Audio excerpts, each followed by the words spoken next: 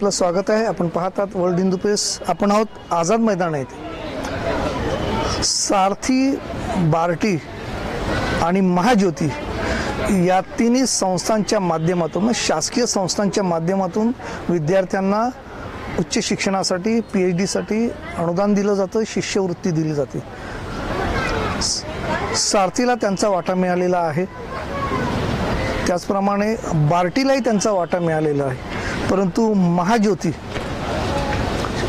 या संस्थेच्या माध्यमातून जे विद्यार्थी PhD करत आहेत त्यांना त्यांचा आजवर काही वाटा मिळालेला नाही। आता काही वेळापूर्वी म्हणजे अर्धा पाऊण तासापूर्वी या विद्यार्थ्यांना गिरगाव चौपाटी येथून उचलून आणलं का तर ते तिथे आंदोलन करत होते त्यांच्या न्याय हक्कासाठी। नेमका काय विषय आहे, काय प्रकार आहे, आपण त्यांच्याकडून जाणून घेतो। सर नमस्कार, आपलं स्वागत आहे। नाव काय सर आपलं? सर लक्ष्मण हाके। हां नमस्कार, आपल्यासोबत आहेत लक्ष्मण हाके सर नमस्कार, आपलं स्वागत आहे या साईडला। नेमका प्रकार काय आहे आणि शासनाची नेमकी उदासीनता तुमच्या बाबतीत का दिसून येत आहे?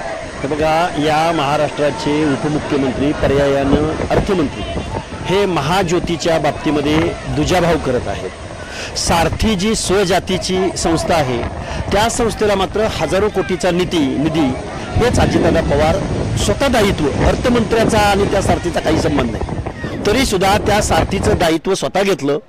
प्रत्येक रिजनल विभागाला बिल्डिंगा उभा करायचं काम चालू आहे।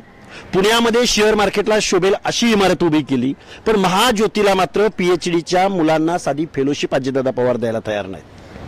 आणि सारथीच्या मुलांना 2-2.5 वर्षापासूनची जो फरक आहे किंवा जो नोंदणी दिनांकापासून जी फेलोशिप मिळायला पाहिजे ती सारथीच्या मुलांना एका मुलाला 7-7, 8-8 लाख रुपये वन स्ट्रोक त्यांच्या अकाउंटला जमा झालेत। पण महाज्योतीच्या मुलांना मात्र हा जातीयवादी अजितदादा पवार निधी द्यायला तयार नाही। आणि आमचं म्हणणं काय आहे, अरे विद्यार्थ्यांबरोबर अजितदादा कसला जातीयवाद करताय तुम्ही? विद्यार्थ्यांना जात असते का? आणि PhD करणारी मुलं आहेत, अरे त्यांना नोकरी देणं हे तुमचं पहिलं कर्तव्य आहे उपमुख्यमंत्री म्हणून किंवा मुख्यमंत्री म्हणून किंवा सत्ताधारी म्हणून। ती मुलं स्टायपंड मागतात तुम्हाला आणि ते स्टायपंड द्यायला तुम्ही तयार नाहीये। आणि बरं द्यायला नाही तर सरसकट सगळ्यांना दिला नसता तर आम्ही समजू शकलो असतो, पण OBC, VJNT, SBC, बलुते, आलुते, शोषित, वंचित ह्या लोकांना तुम्ही PhDचा स्टायपंड देत नाहीत।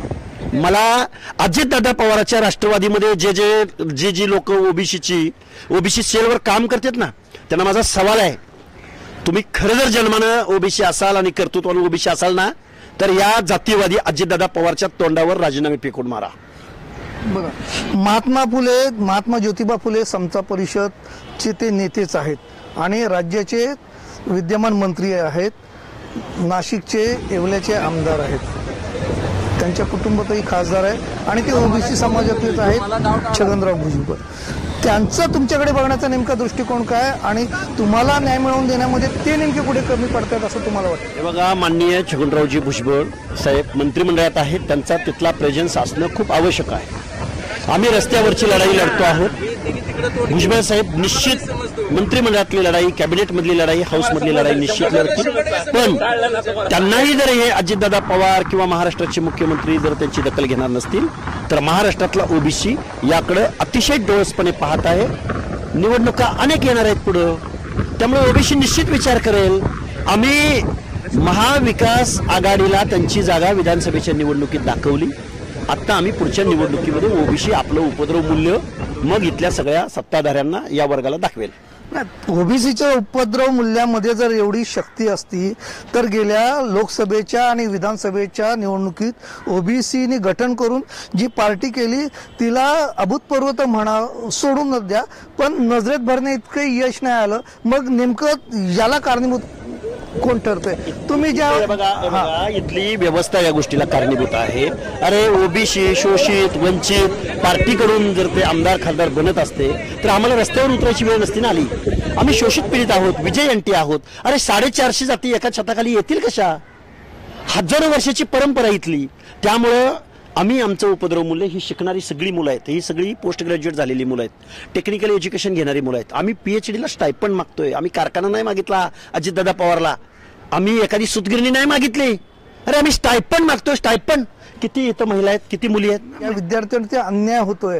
मग जे विरोधी पक्षातले ओबीसी आहेत आणि सत्ताधारी पक्षातले ओबीसी आहेत ते हे बघा, ओबीसीच्या जाती जातीमध्ये संघटना आहेत. आम्हाला ओबीसी म्हणून ह्या एका छताखाली येईपर्यंत या गोष्टींना आम्हाला सामोरं जावं लागणार आहे. इथं ॲडव्होकेट मंगेश ससाने आहेत, आमचे सगळे PhDचे स्टुडंट आहेत. आम्ही सगळेजण याकडे डोळस पद्धतीनं पाहतोय आणि येऊ घातलेल्या आता संघर्षाला सुरुवात झालेली आहे. आम्ही निश्चित विद्यार्थ्यांना तर न्याय मिळवून देऊच, पण ओबीसींच्या न्याय हक्काचं, सामाजिक न्याय हक्काचं, सोशल जस्टिससाठी जी काही महामंडळ आहेत त्या महामंडळांचा निधी असेल, फेलोशिप असेल, MPSC UPSC विद्यार्थ्यांची स्कॉलरशिप असेल, निधी असेल, महाज्योतीची बिल्डिंग असेल. साधारणतः किती निधीची आवश्यकता आहे? साधारणतः सारथीपेक्षा 3 पट निधी महाज्योतीला मिळाला पाहिजे, कारण महाज्योतीचा क्वांटम हा 55% जास्त आहे. सारथी 14-15 पेक्षा जास्त जाऊच शकत नाही. तिकडे अजितदादा पवार हजारो कोटी रुपये देतात आणि 55% जास्त असणाऱ्या ओबीसीला 100 कोटीमध्ये 100-200 कोटी रुपये निधी देऊ शकत नाहीत. मंजूर झालेला निधी देत नाहीत. हा आमचा अजितदादावरती आरोप आहे. अजितदादा हा जातीवादी माणूस आहे. जातीवादी माणसाला ओबीसी निश्चित जागा दाखवतील. मैदानावरची लढाई हळूहळू सरकत समुद्रकिनारी गेली आणि त्या रूपरी वाळूतून हे सगळे आंदोलक जे PhDचे विद्यार्थी आहेत त्यांना उचलून पोलिसांनी आझाद मैदानामध्ये आणलंय. त्याच पार्श्वभूमीवरती ते आंदोलन करीत आहे. पाहू या अधिवेशनामध्ये यांचा प्रश्न निकाली लागून ज्या अपेक्षेची त्यांना रक्कम अपेक्षित आहे ती त्यांच्या पदरात पडते का? मुंबई आझाद मैदान येथून सलीम खतीबसह दिनेश मराठे, मुंबई. धन्यवाद.